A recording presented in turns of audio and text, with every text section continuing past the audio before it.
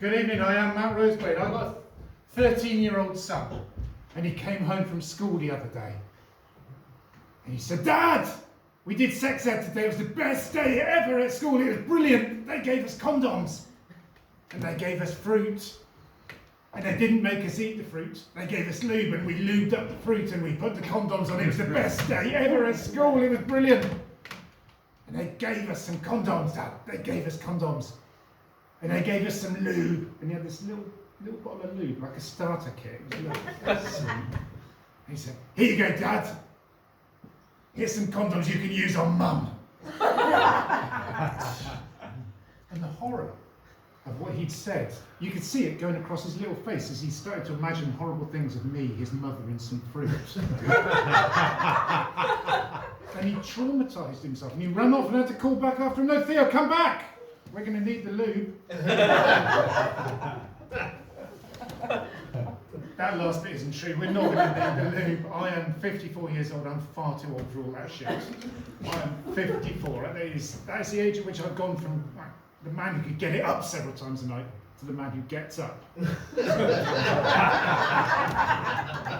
Such a difference there. And 54, it takes me 3 days of planning, several hours of waiting, and a prescription just to get a spontaneous erection. I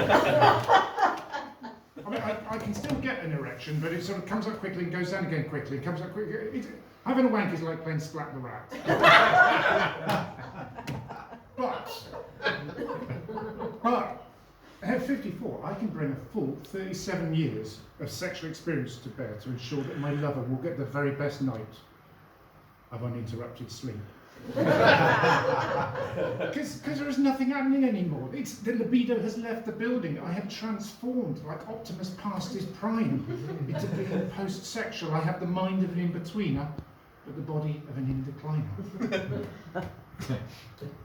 And that mic's been off the whole time. Did you hear me at the back? What a pro. Save electricity. I have been obsessed about sex all my adult life, and I needed a new obsession. And my mate said to me, well, Matt, you could take up golf. And Greg, don't take this the wrong way, but golf is just wankers in the field. And I don't want to be a field wanker, like a hedgerow wanker, a common or garden wanker. I wanted to be a special sort of wanker. And another mate said to me, well, Matt, you're doing all right. You could get a Porsche. Yes! Porsche wanker! That is the wanker's life for me. That is the very pinnacle of wankery. What better wanker could there be than being a Porsche wanker? And then he said, of course, if you get a Porsche, you're going to get a girlfriend half your age. I mean, that girlfriend half my age is a fantastic opportunity for any young woman who wants to get more sleep. Barnstable, you are a civilised and educated audience. I am 54 years old. A girlfriend half my age would be 27. 27. 27 is right.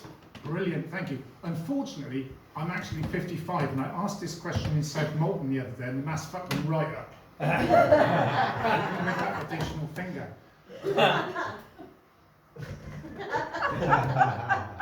And a 27-and-a-half-year-old girlfriend is not the scariest thing about Porsche ownership. The scariest thing is the numbers, because I've worked the numbers, because that's what a Porsche wanker would do, work the numbers. A Porsche 911 GT4 brand new, running costs 97 pence a mile. I drive 20,000 miles a year, so that is £19,400 a year spent on that Porsche, driving around in a car like the ghost of a long dead libido, but looking like a massive wanker, so that's a bonus. £19,400 a year, which is exactly the same amount of money as it costs to get 365 15-minute blow and go quickies off an independent sex worker of your choice. And enough money left over to go to an independent butcher of your choice to ensure that every day is steak and blowjob day.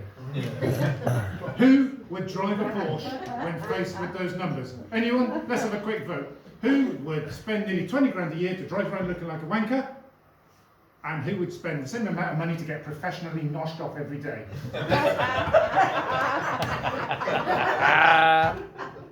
It's not much of a decision, is it? I mean, we properly destroy Porsche's business model there. And it's not just buying Porsches. Every single large financial transaction, I feel, should be scrutinised through the lenses of getting blowjobs. Here, here. Yeah, I'm not coming to you surely about this. Because the average British marriage costs £30,000, which is 600 blowjobs. Who can get 600 blowjobs out of a wet marriage? I don't think I even want to know this, knowing you as I do. You probably thought first year, yeah, this will be fine. I'm going to get 600, no problem at all. By the end of the second year, you have realised you're not going to get another 580 birthdays. It's not going to happen. And it's not going to happen to me. None of this is even slightly relevant to me. We've already determined I've got children, so I don't need a sports car. And I'm a married man, so I don't need a girlfriend half my age. And not only that, I'm a very happily married man, so I don't need blowjobs, apparently. So my wife and I, she's actually my teen sweetheart. We've been together all the way through. She's my first love, and throughout our relationship, the music that I'm into, that's how we fuck.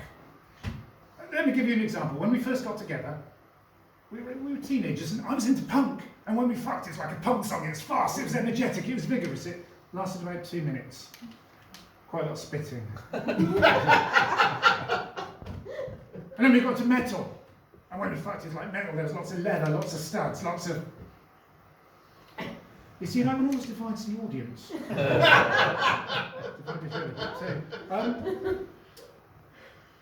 And then I knew that she was the one.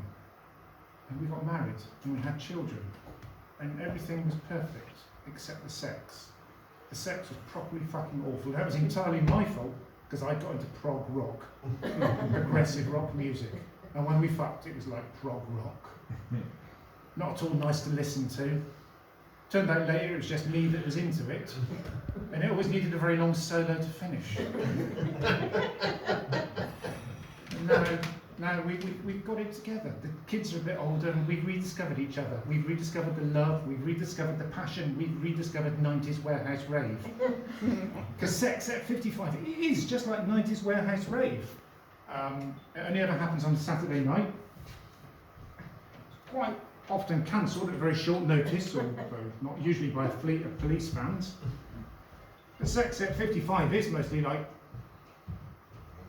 is that my food? That's really fucked my punchline up. I've got the phone buzzing to say that I've done my time, and then the door opens. Sorry, it's that cheesy chips. And this is badly cracked, Greg. Oh, it's actually broken. The metal fatigue is in. I have a feeling this punchline's not going to work now.